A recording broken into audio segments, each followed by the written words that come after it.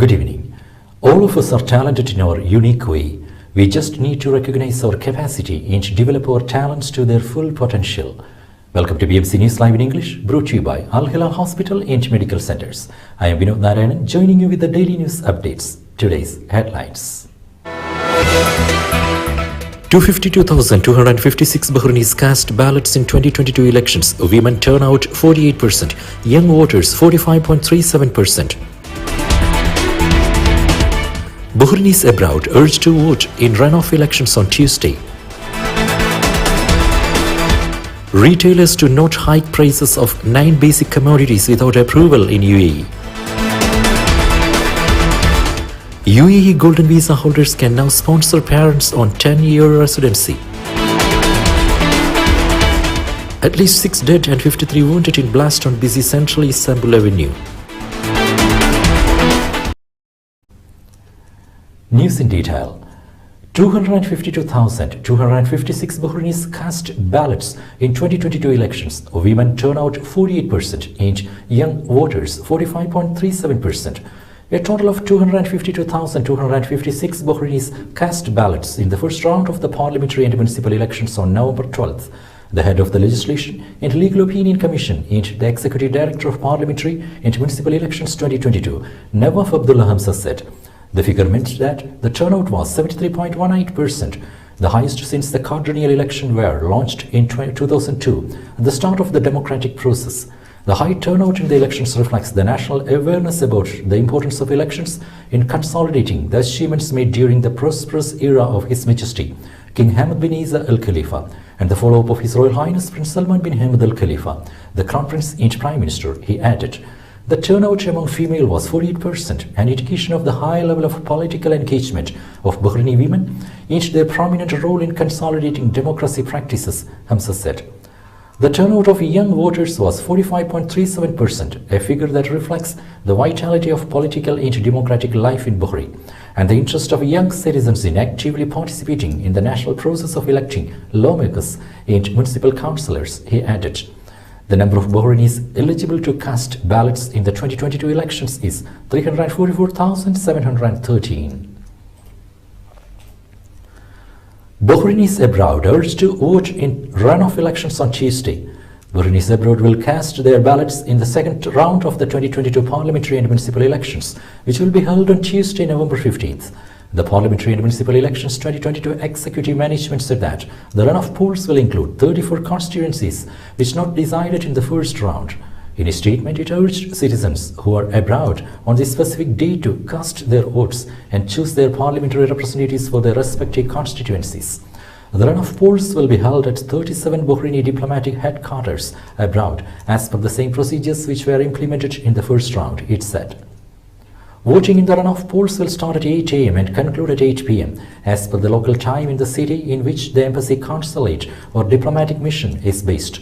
All registered voters are allowed to report to the polling committees at Bahrain's diplomatic abroad to elect members of the Council of Representatives. Agriculture Minister viewed projects in Rashid Equestrian Club. Municipalities Affairs and Agriculture Minister Wael bin Nasser Al Mubarak has stressed the significance of developments in various projects that promote sustainable urban development and increase the green area in line with the comprehensive development under the leadership of His Majesty King Hamad bin Isa Al Khalifa and His Royal Highness Prince Salman bin Hamad Al Khalifa, the Crown Prince and Prime Minister. The minister visited Rashid Equestrian and Horse Racing Club to view the completion of the project to develop the quarries of the Horse Welfare Authority. Chairman of Bahrain Horse Racing Affairs Directorate Sheikh Duwaij bin Salman Al Mubarak Al Khalifa and members of the Board of Directors were present. The minister praised the developments of the veterinary centers and the efforts exerted in Rashid Equestrian and Horse Racing Club and other authorities in the field. The chairman said that the aim is to promote the progress of horse and equestrian sports and consolidate the infrastructure that enables the kingdom to attract races and host international competitions and events. He highlighted the stages of development by raising the capacity of horses from 26 to 50 and boosting the level of quarry to ensure its compliance with internationally approved requirements and standards. LMRA, NPRA and Northern Police Directorate conduct joint inspection campaign. The Labour Market Regulatory Authority conducted a joint inspection campaign in the Northern Governorate in cooperation with the Nationality, Passports and Residence Affairs of the Ministry of Interior and the Northern Governorate Police Directorate. The campaign resulted in reporting a number of violations related to the labour market and residency laws into a referred for legal action. LMR stressed its commitment to report any violation through a continuous and intensive inspection plan in cooperation with the relevant government entities. Today's COVID updates. COVID updates brought to you by Al Hilal Hospital and Medical Centers.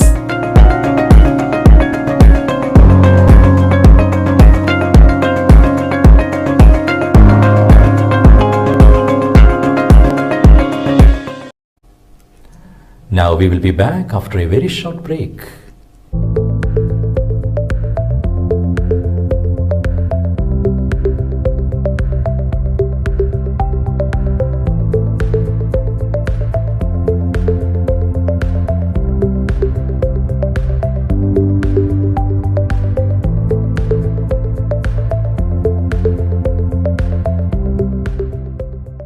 The 16th branch of Megamart and Macromart supermarkets in Bahrain has opened in Sahala. The best offers are available to the customers at affordable rates. Everyone is welcome. During and around the opening day, a variety of fish including salmon, meat and dairy products, roastery, frozen items, food and non-food items, groceries, fruits and vegetables, electronics, garments and ready-to-eat food items are available to the customers at affordable rates. Hearty welcome to all. Megamart and Macromart, your favorite shopping destination.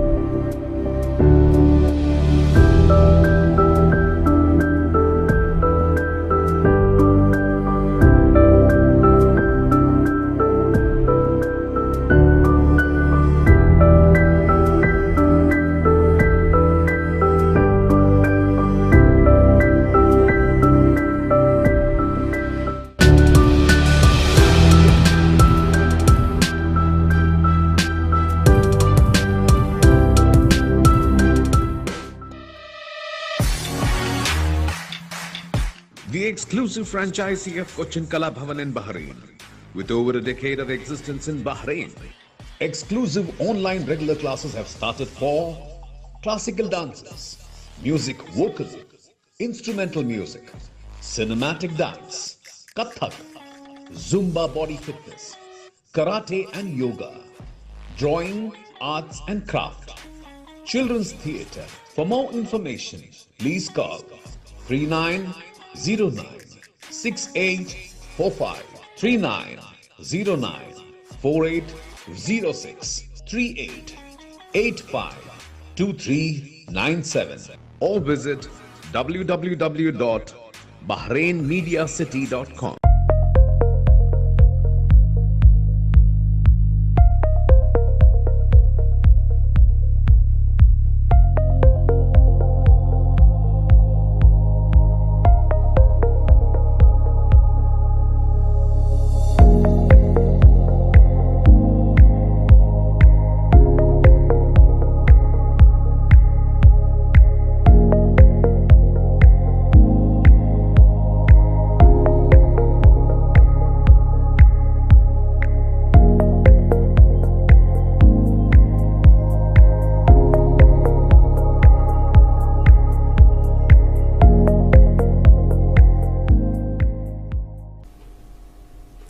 Welcome back.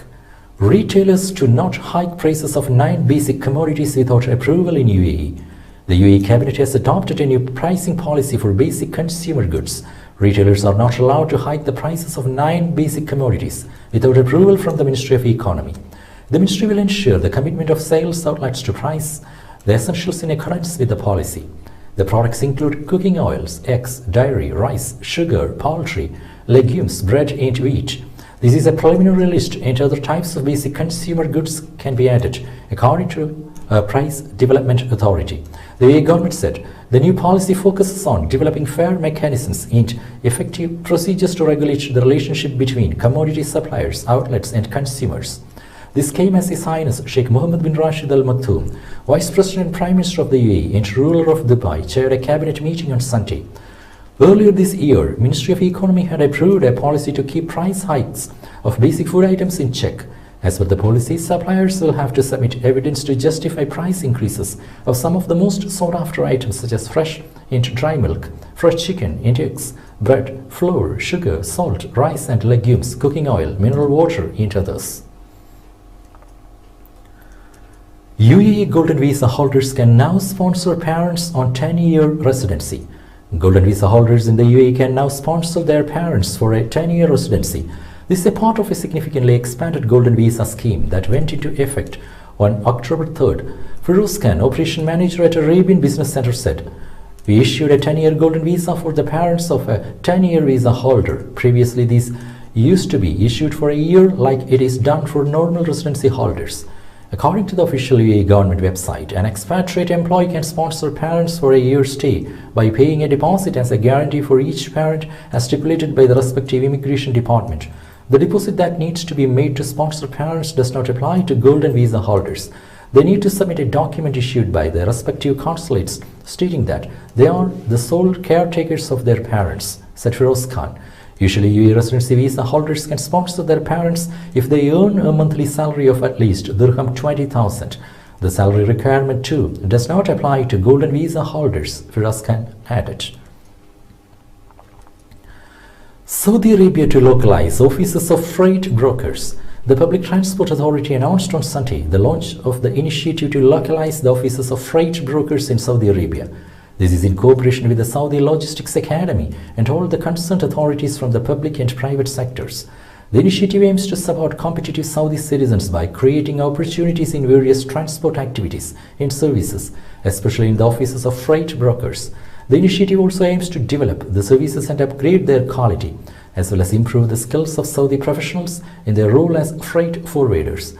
The localization initiative targets to help companies by understanding their human resource requirements to play the role of freight forwarder and develop their performance and capabilities according to the training paths that meet the needs of the labor market in this field.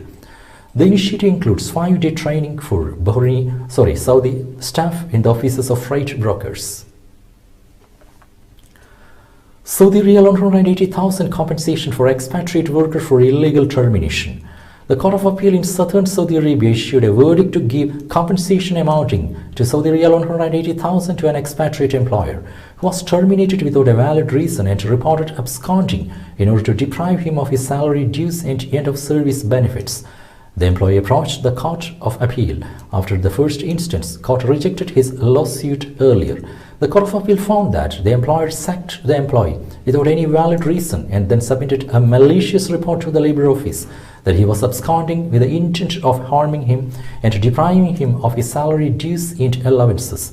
The court ordered to pay compensation for the damage incurred by the employee, and that include his expenses, the expenses of his family, and the house rent during the period after termination, in addition to the lawyer's fee. The compensation ruling came after a similar ruling was issued by an administrative appeals court that obligated the employer to pay all salary dues to the plaintiff for the remainder of the contract period for sacking him without a legitimate reason. At least 6 dead and 53 wounded in a blast on busy central Istanbul Avenue.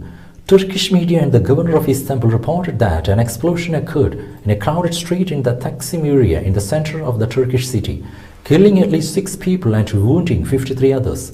Turkish President Recep Tayyip Erdogan commented the violent attack that ripped through central Istanbul.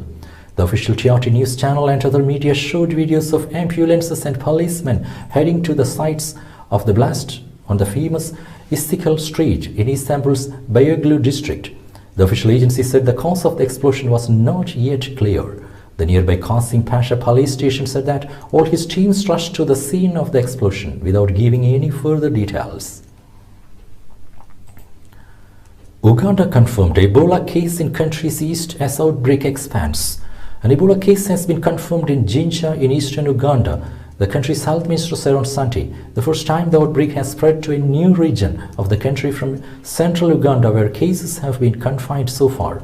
Authorities have been struggling to contain the highly infectious and deadly hemorrhagic fever since the epidemic was declared on September 20th. Reuters reported, Uganda has so far recorded a total of 135 confirmed cases and 43 deaths, according to the health ministry. India's unwavering commitment towards global challenges will be highlighted in G20. India will highlight its unwavering commitment to collectively tackling global challenges at the G20 summit, as its leadership of the grouping in 2023 will emphasize equitable growth and a shared future for all, Prime Minister Narendra Modi said on Monday. In a departure statement ahead of his visit to Bali, Indonesia, for the G20 summit, Modi said we'll have extensive discussions with other G20 leaders on key issues of global concern, including reviving global growth, food and energy security, the environment, health and digital transformation. Modi will visit Bali during November 14 to 16 to participate in the summit of the leaders of the world's 20 largest economies. The presidency of G20 will be handed over by Indonesia to India at the conclusion of the summit. The Prime Minister will join world leaders such as US President Joe Biden, Chinese President Xi Jinping, UK Prime Minister Rishi Sunak, and French President Emmanuel Macron at the annual summit. Russia has announced that President Vladimir Putin will not attend, and the country's delegation will be led by Foreign Minister Sergei Lavrov, a reflection of the divisions within G20 over the Ukraine conflict. The summit will have 3 working sessions for the G20 leaders devoted to food and energy security, health and digital transformation, and they are expected to discuss key issues such as the state of the global economy, environment and climate change and agriculture. The G20 brings together Argentina, Australia, Brazil, Canada, China, France, Germany, India, Indonesia, Italy, Japan, South Korea, Mexico, Russia, Saudi Arabia, South Africa, Turkey, the UK, the US and the European Union, and represents 85% of global GDP and more than 75% of global trade. With that, we come to the end of today's news. Stay tuned for daily news updates in BMC News Live English at 7:30 p.m. every day. I am Vinod Narayanan signing off from BMC News Live. Good night.